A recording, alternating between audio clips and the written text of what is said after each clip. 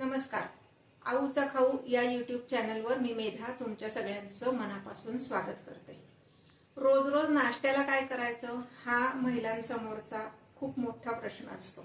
वेगळं काहीतरी हवंय, तरीही पचायला हलकं चविष्ट असं हवंय. तर त्यासाठी मी आज तुम्हाला एक कोकणात हमखास केला जाणारा पदार्थ दाखवणार आहे. तो म्हणजे तांदूळाची उकड.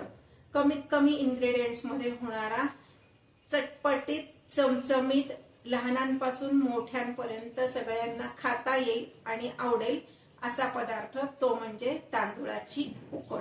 चला आता मी तुम्हाला दाखवते रेसिपी. हे पहा, उकड करण्यासाठी आता मी घेतलाय एक मोठी वाटी भरून तांदूळाचं पीठ. तांदूळ स्वच्छ धुवून फॅन खाली वाळवून गिरणीतनं दळून आणलेत आणि नंतर ते पीठ चाळून घेतलेलं आहे. असं हे एक वाटी पीठ मी घेतलेलं आहे. आता ह्यामध्ये मी घालणार आहे एवढंच म्हणजे एक वाटी ताक.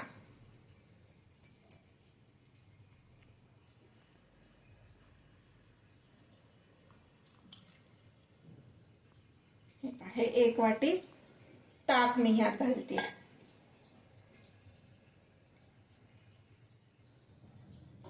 हे पहा, आधी ताक घालून मी हे व्यवस्थित मिक्स करणार आहे.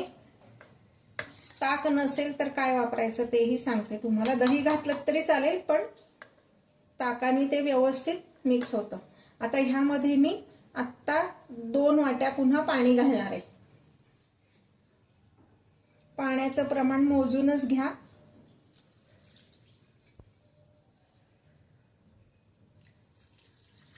म्हणजे मग पदार्थ चुकणार नाही.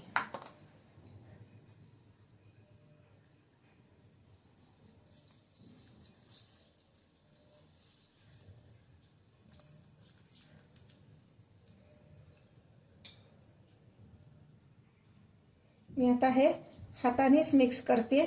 पटकन आणि छान मिक्स होतं हाताने. त्यात गाठी राहायला नको.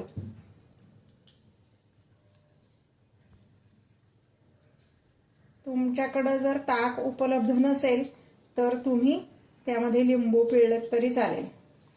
मी आत्ता सुद्धा लिंबू पिळणार आहे, कारण माझ्याकडचं ताक हे जरा गोड आहे, त्यामुळं लिंबू पिळणार आहे. व्यवस्थित भिजवून घ्यायचंय गाठी मोडेपर्यंत.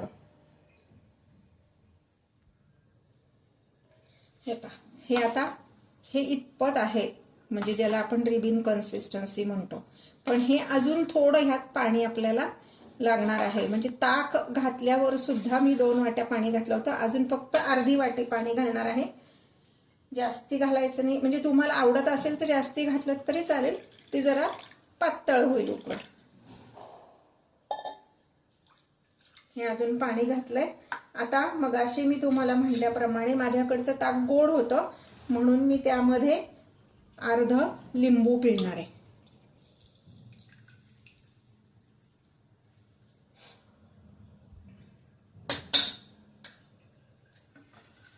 ह्यामध्ये घालायचं आहे, सगळ्या ह्यातच घालून घ्यायचं आहे.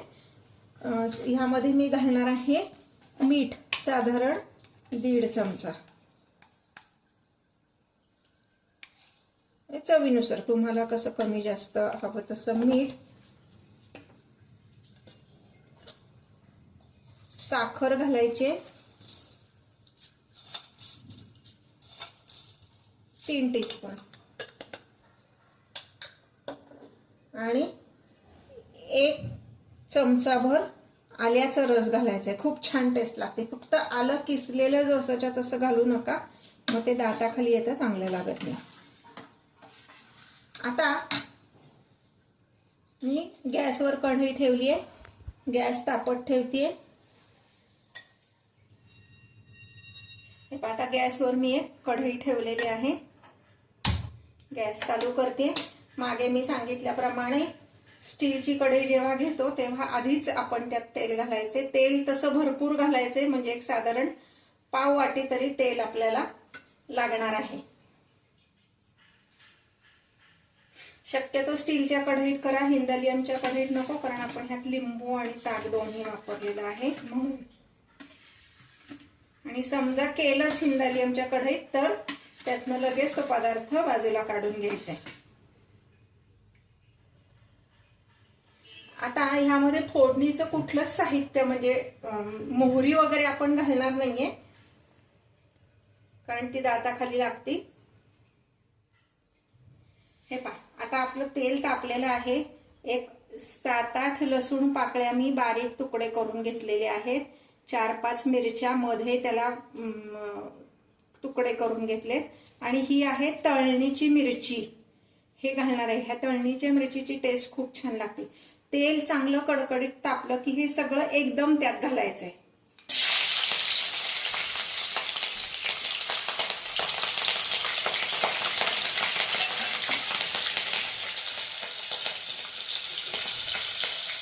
आता ह्यामध्ये मी घालणार आहे 1 चमचा हिंग.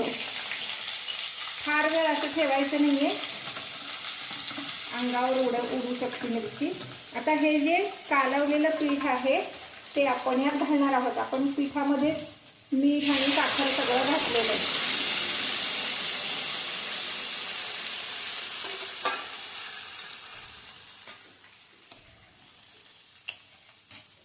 किंचित पाणी, फक्त हे भांडं धुवून जे काय असेल म्हणजे भांड्याला लागलेलं पीठ पण आपलं त्यात वापरलं जाईल.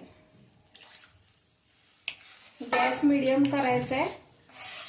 एका व्यवस्थित हलवत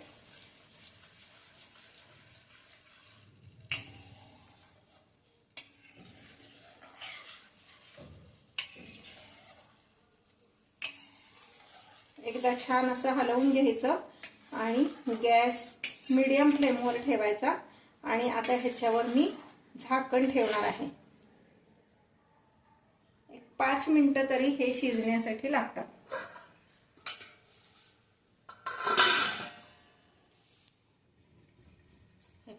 झाकण काढून मधनं हलवायचंय, कारण आपण स्टीलची कढई घेतलेली आहे. पदार्थ करपतो एखाद्या वेळेस मध्ये नाही हलवलं तर. त्यामुळं मधनं हलवत पुन्हा झाकण काढून हलवायचे आणि पुन्हा झाकण ठेवायचंय. असं 2-3 वेळा तरी करायचंय. हे आता हे घट्ट व्हायला लागलेलं आहे.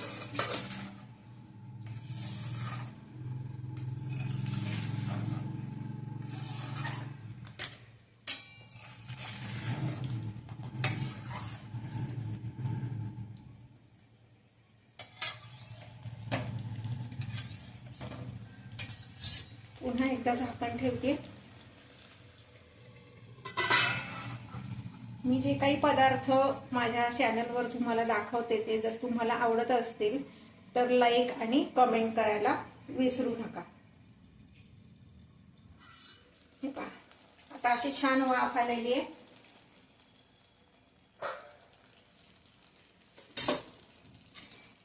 आणि घट्ट झाले हे.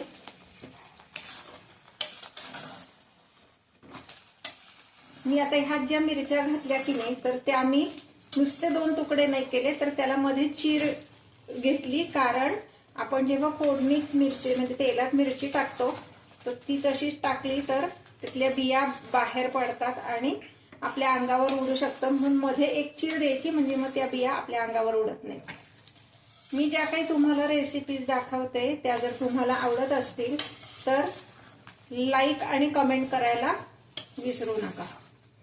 आता बऱ्याच जणी काय होतं, माझ्या मैत्रिणी बऱ्याच जणी असं करतात बरं का, की आदल्या दिवशीची जर कढी उरलेली असेल तर ती कढी कोणी खायला तयार होत नाही, कारण दुसऱ्या दिवशी त्या कढीची टेस्ट जरा वेगळी लागते. मग कढी उरली की उकड करायची, म्हणजे मग कढी पण वाया जात नाही आणि एक छान नवीन पदार्थ पण आपला तयार होतो. अजूनपर्यंत जर तुम्ही माझ्या चॅनलला सबस्क्राईब केलं नसेल तर सबस्क्राईब करा, शेअर करा आणि बेल आयकॉन दाबायला विसरू नका. हे आता इथे ना थोडंसं खाली असं लागल्यासारखं झालंय, पण हे वाया जात नाही बरं. काही जी खालची आम्ही ह्याला खरपुडी म्हणतो, खूप छान लागते ह्याची टेस्ट. त्यामुळं खाली लागलंय मग काय करायचं, फक्त खूप अगदी काळं होऊन पदार्थाची टेस्ट बदलेल एवढं करपवू नका. मंद गॅसवर एवढं जस्ट थोडीशी खरपुडी निघाली की तो पदार्थ अगदी छान लागतो. आऊचा खाऊ खा, मस्त राहा, स्वस्थ राहा. हे पाहता ही आपली उकड सर्व करण्यासाठी तयार आहे. ही इतपत सैल हवी म्हणजे मग खायला पण छान लागते.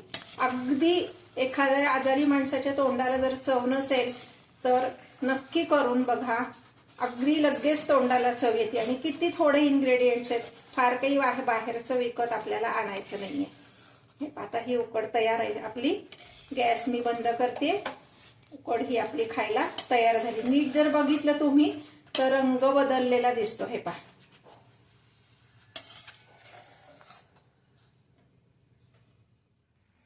हे पहा, ही आपली उकड खाण्यासाठी तयार आहे. प्लेटमध्ये अशी सर्व करायची. आता हे काय दिसतंय तुम्हाला वाटेल तर ही आहे आपली तळणीची मिरची किंवा बरेच जण ह्याला कुटाची मिरची पण म्हणतात. ह्याची टेस्ट उकडीला खूप छान लागते कारण ह्यात जो मसाला असतो की नाही म्हणजे मेथी, हिंग, जिरे ह्याची जी टेस्ट आहे ना ही उकडीला खूप छान लागते. हे ऑप्शनल आहे, तुमच्याकडे नसेल तर नाही घातली तरी चालेल पण नक्की घालून बघा. ह्याची चव खूप वेगळी आणि छान लागते. ओके, ही आता आपली छान मस्त गरमागरम अशी उकड खाण्यासाठी तयार आहे.